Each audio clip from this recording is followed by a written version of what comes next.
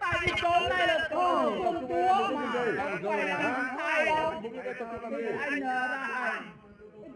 Nếu các anh chị là tôn giáo có thể chấp nhận của tôi thì sao? Đúng chưa?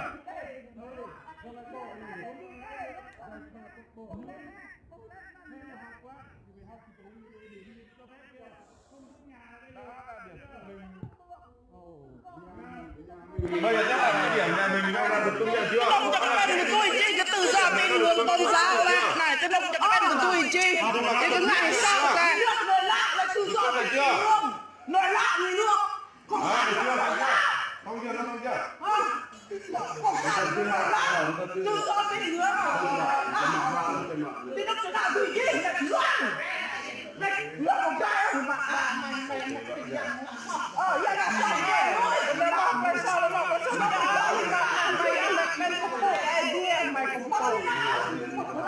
như một la mình nó có sót cái nước mày nó ăn cái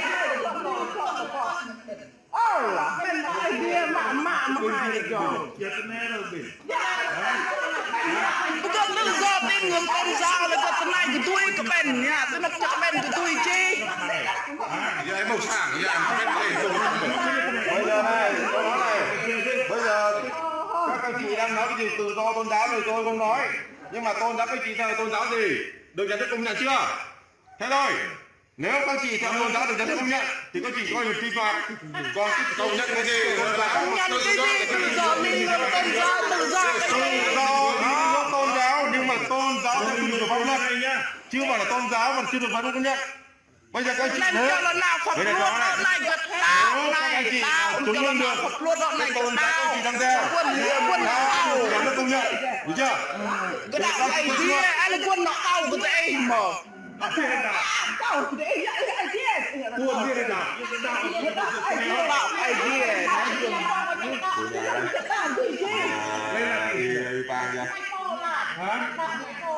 giờ là chúng ta đây là từ cho giờ là tạo như chúng ta muốn làm bây giờ có tránh ra cho tôi làm việc không mời lên cho không không cho vô nha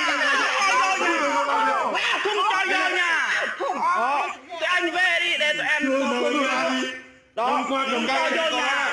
bây giờ tôi nói một lần nữa này nếu các anh chị sinh hoạt tôn giáo đây mà tôn giáo nó được nhà nước công nhận thì các anh chị có quyền sinh hoạt các anh chị phải chứng minh phải mang giấy tờ để chứng minh là